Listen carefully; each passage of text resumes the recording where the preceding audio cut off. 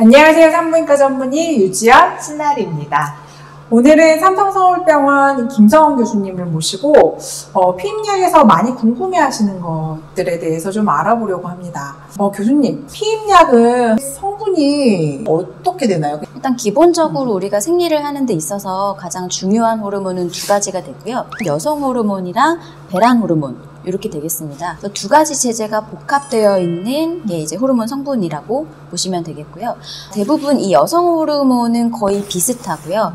이 뒤에 있는 배란 호르몬이라는 거의 성분에 따라서 다양한 피임제들이 존재를 하게 됩니다.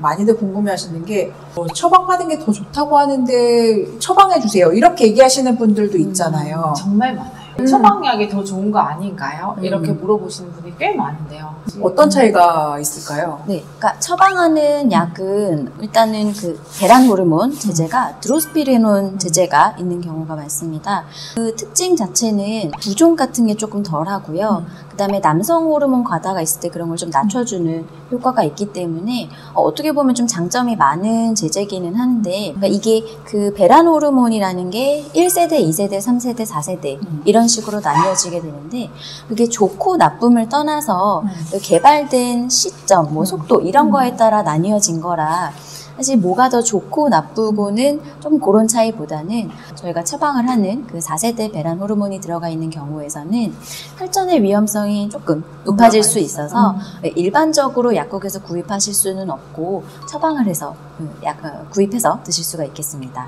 부작용에는 어떤 것들이 있나요? 제일 흔하게 나타날 수 있는 부작용으로는 부정출혈 같은 것들이 있겠고요. 사실 부작용이라고 표현을 하기가 조금 저는 애매한 게 설명을 드릴 때 우리가 생리할 때 생각해 보시라고 말씀드리거든요. 우리 생리하기 전에 가슴이 약간 빵빵해진다든지 메스껍다든지 두통이 생긴다든지 아니면 당연히 부정출혈 같은 것도 생길 수 있겠고요. 그러니까 그런 부작용이 생길 수 있다라고 말씀을 드리고, 그거는 생리할 때랑 마찬가지의 증상들이 나타날 수 있어서 나쁜 증상은 아니고 다만 불편하실 수 있는 증상입니다 라고 설명을 드리고 있습니다. 피임약을 어떤 분이 좀 주의해서 써야 된다거나 아니면 쓰지 말아야 된다는 분들이 있기는 하죠. 네, 가장 좀 주의하셔야 될 부분은요, 흡연에 대한 문제이기는 합니다.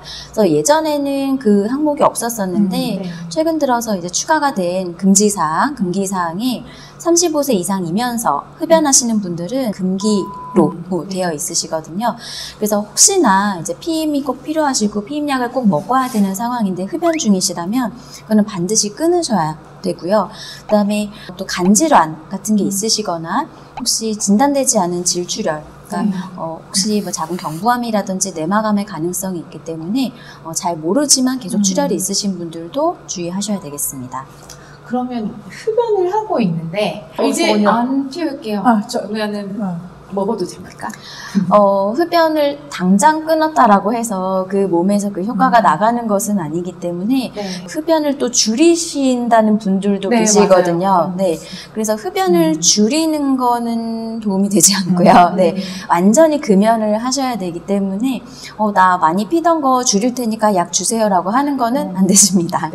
흡연을 하시게 되면은 일단 혈전의 위험성이 올라가실 수가 있습니다.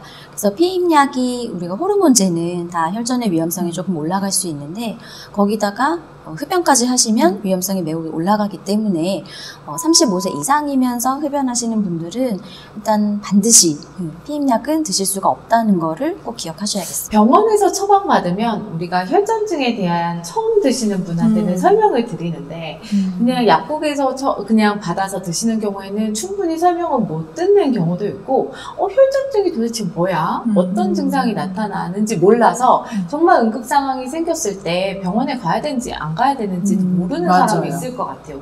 혈전증의 증상이 나타나면 어떻게 느낄 수 있는지. 숨이 찬다든지 가슴이 답답하다든지 그런 증상이 또 나타나실 수도 있겠고요. 또 이제 정맥혈전증 같은 이런 호르몬 때문에 생기는 경우도 있을 텐데, 다리가 붓는다든지 빨개진다든지 압통이 생긴다든지 통증이 생긴다든지 그런 증상들이 있으실 수 있겠습니다. 그러면 저는 피임 어떻게 해요, 선생님? 만약에 이제 경구 피임약을 쓰실 수가 없는 상황이라면 배란 호르몬 제제, 그러니까 프로게스틴 제제만 제제만 들어가 있는 뭐 미레나라든지 카일리나라든지 이런 제제들을 사용을 해보시는 방법도 있겠고요. 또는 호르몬 제제 자체가 또 위험하시거나 사용하는 거에 좀 거부감이 있으신 분들은 물리적인 방법으로 예를 들면 콘돔 같은 방법을 사용하시거나 그렇게 피임을 하실 수는 있겠습니다. 네. 오늘은 피임약에서 흔히 궁금해하시는 거에 대해서 준비해봤어요. 지금까지 유지연, 신나리 김성은이었습니다. 감사합니다.